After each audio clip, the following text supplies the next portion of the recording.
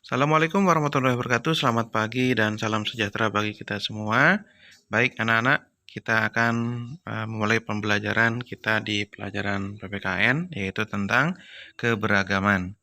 Sebelumnya kita perlu mengetahui apa itu arti dari Bhinneka Tunggal Ika.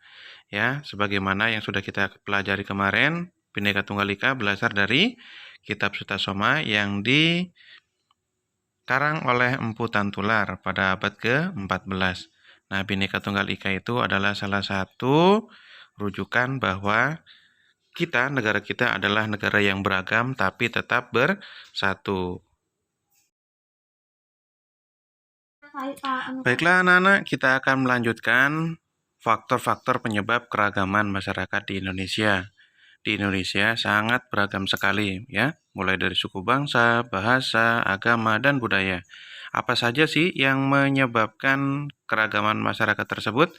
Yang pertama adalah letak strategis wilayah Indonesia, di mana Indonesia terletak sangat strategis, berada di antara Samudra Hindia dan Samudra Pasifik. Kemudian Indonesia juga berada di benua Asia dan benua Australia, sehingga banyak orang yang berdagang melalui Indonesia, sehingga para pedagang tersebut diantaranya bukan hanya berdagang, tetapi juga menyebarkan agama yang dibawanya, sehingga keberagaman di Indonesia itu sangat luar biasa, sangat beragam.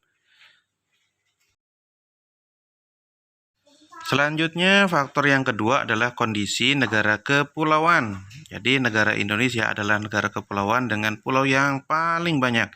Ada sekitar 13.466 pulau, ya. Kemudian, pulau-pulau tersebut ada yang berbentuk pulaunya besar dan pulau-pulau kecil. Bahkan ada juga pulau yang masih belum memiliki nama. Yang ketiga adalah perbedaan kondisi alam. Masing-masing pulau yang ada di Indonesia memiliki kondisi alam yang berbeda, ya. Mulai dari kondisi alamnya hutan, kemudian ada yang memiliki gunung berapi, dan ada juga yang tidak memiliki gunung berapi. Nah, keadaan alam Indonesia tersebut mempengaruhi keanekaragaman masyarakatnya. Faktor yang keempat yang membuat keragaman masyarakat di Indonesia itu sangat beragam adalah keadaan transportasi dan komunikasi. Kemajuan dan keterbatasan sarana transportasi dan komunikasi dapat mempengaruhi perbedaan masyarakat Indonesia.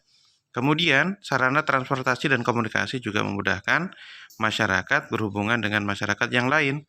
Sebaliknya, sarana yang terbatas akan menyulitkan masyarakat dalam berhubungan dan berkomunikasi dengan masyarakat yang lain. Nah, hal ini juga dapat menjadi penyebab keragaman masyarakat di Indonesia. Yang kelima, penerimaan masyarakat terhadap perubahan.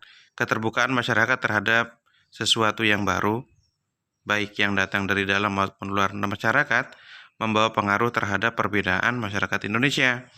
Masyarakat perkotaan relatif mudah menerima orang asing atau budaya lain. Namun sebaliknya, masyarakat di pedalaman sebagian besar sulit menerima sesuatu yang baru. Mereka tetap bertahan pada budaya sendiri dan sulit menerima budaya dari luar. Namun, dari globalisasi ini perlu kita cermati juga. Kita ambil yang baik dan kita buang yang buruk. Sesuatu yang tidak baik, maka akan berpengaruh juga terhadap budaya Indonesia asli. Untuk itu, kita harus pandai-pandai untuk memfilter budaya-budaya yang masuk ke dalam negara kita. Kita ambil yang baik saja, sedangkan yang buruk kita tidak usah ambil. Nah, tadi anak-anak adalah beberapa faktor yang menyebabkan keragaman yang terjadi dalam masyarakat Indonesia. Nah, keragaman suku, keragaman budaya, dan sebagainya hendaknya kita jadikan sebagai kekayaan bangsa Indonesia. Kemudian kita harus saling menghargai dan bekerja sama dengan semua suku bangsa di Indonesia. Dengan bekerja sama dan saling menghargai, kita akan hidup damai sejahtera. Dan kita harus tetap berteguh pada semboyan negara kita, yaitu Bhinneka Tunggal Ika. Berbeda-beda tetap satu jua. Manusia adalah makhluk sosial, artinya manusia membutuhkan orang lain. Nah, bagaimana caranya kita berinteraksi dengan orang lain sedangkan kita memiliki bahasa yang berbeda? Bagaimana cara melestarikan bahasa daerah, namun kita tetap menggunakan bahasa Kesatuan Republik Indonesia, yaitu bahasa Indonesia, agar bahasa daerah tersebut tidak punah. Yang pertama, bangga saat menggunakan bahasa daerah, menghargai teman yang sedang menggunakan bahasa daerahnya. Yang ketiga, mau mempelajari bahasa daerah lain, tidak menghina bahasa daerah lain. Jadi, selain kita menggunakan bahasa Indonesia sebagai bahasa komunikasi dalam kehidupan sehari-hari, kita juga wajib untuk mempertahankan bahasa daerah kita. Salah satunya adalah dengan menggunakan bahasa daerah di rumah bersama dengan keluarga, sehingga bahasa daerah, bahasa Indonesia tidak tergerus oleh bahasa-bahasa asing yang masuk ke dalam negara Indonesia. Keragaman agama dan kebebasan beragama di Indonesia itu dijamin oleh undang-undang. Ya, dengan adanya perbedaan agama yang ada, namun kita harus tetap bersatu dan tidak memaksakan agama kepada orang lain. Berikut adalah agama-agama yang diakui oleh negara Indonesia beserta kitab sucinya. Demikian sedikit penjelasan tentang keragaman yang terjadi di Indonesia.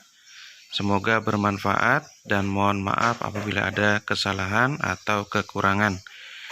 Kode kelas untuk hari Senin adalah Bhinneka Tunggal Ika.